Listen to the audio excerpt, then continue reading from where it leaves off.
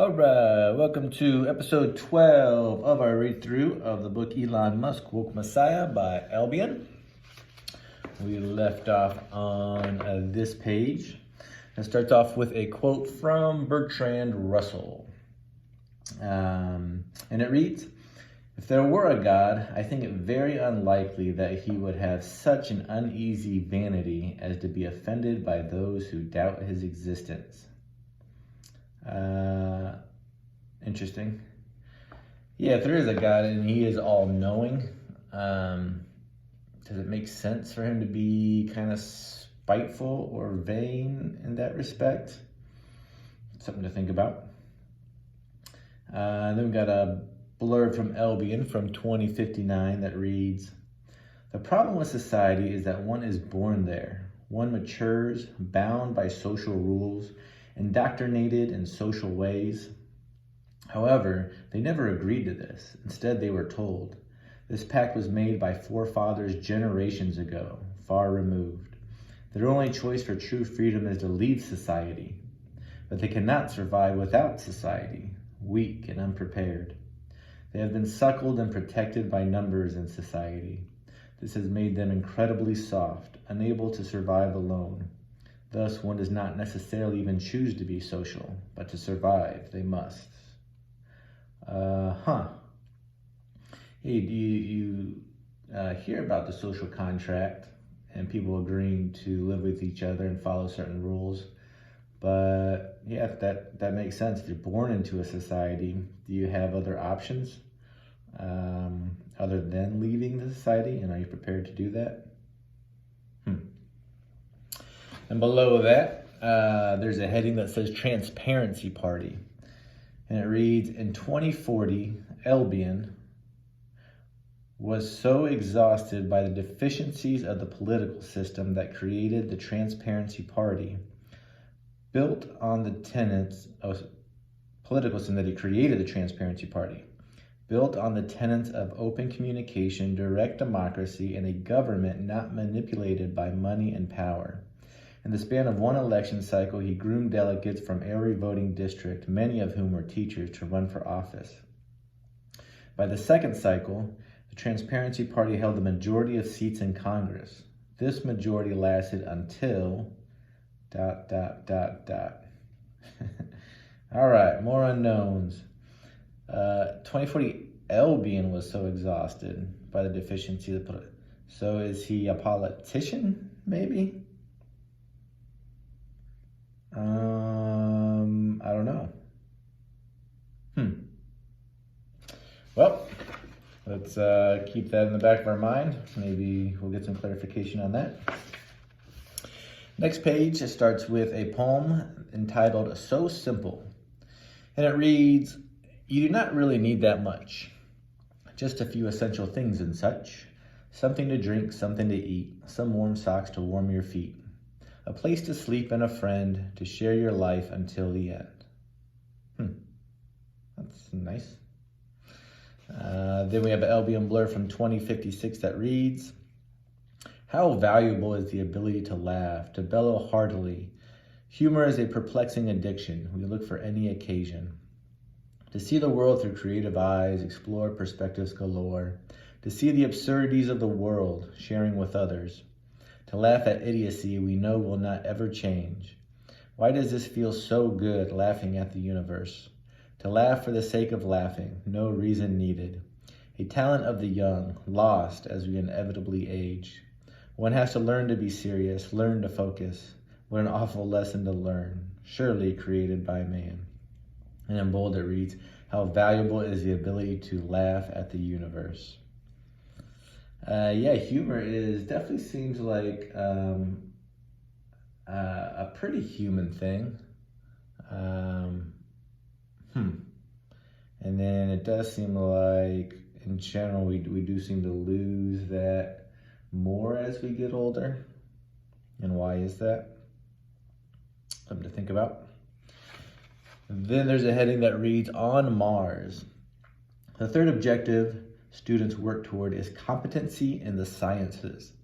using the reading and math skills they have learned to explore natural sciences, conduct simple experiments, and engineer solutions to real-world problems.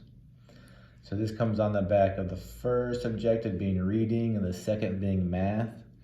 And the third, it makes sense that science would be next, using that reading and math fluency to start understanding more about the world and start, engineering solutions to problems.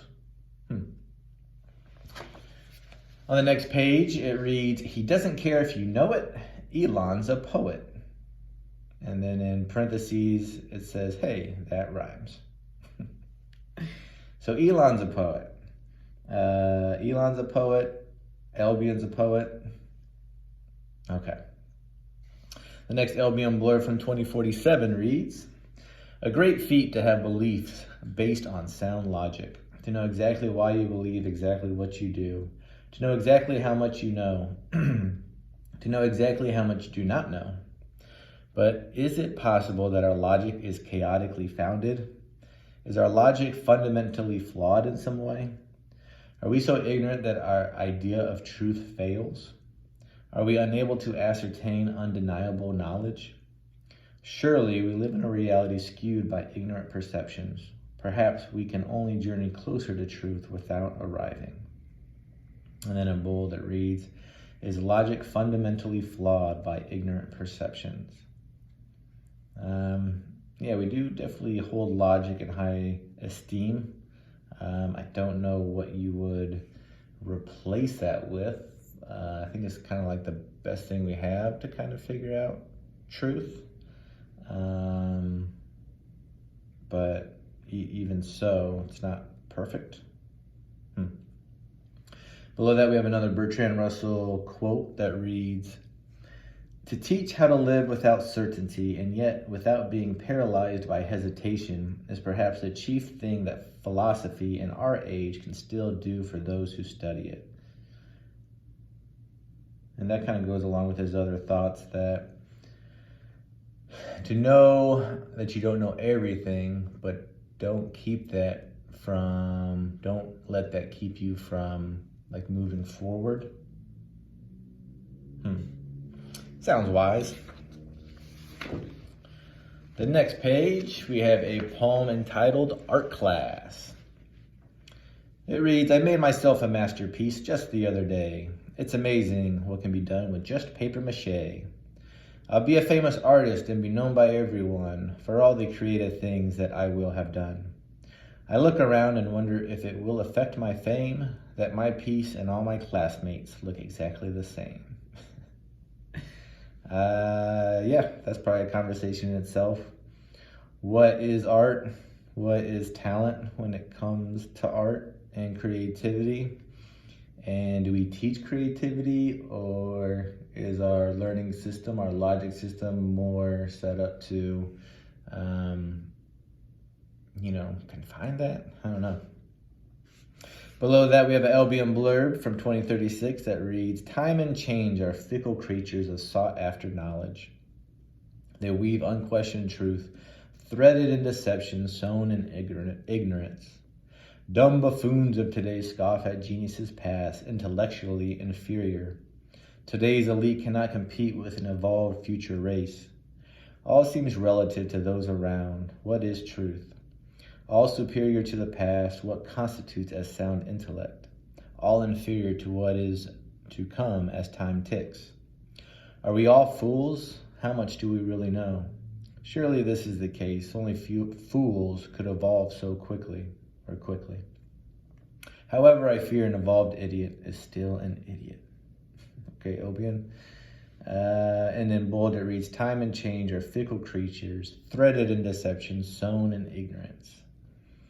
And he's talked about time and change a little bit, and what we know is definitely relative to the past and the people around us, I suppose, and could look very ignorant to people in the future.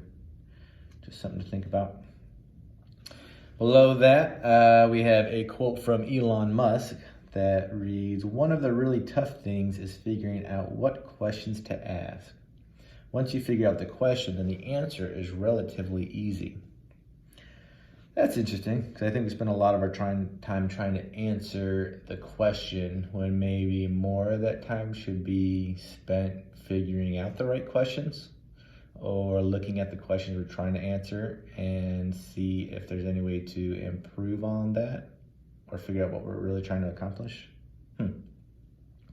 All right, what is this, episode 12? I think that'll be the end of episode 12. Join us for episode 13. And until then, have a great day.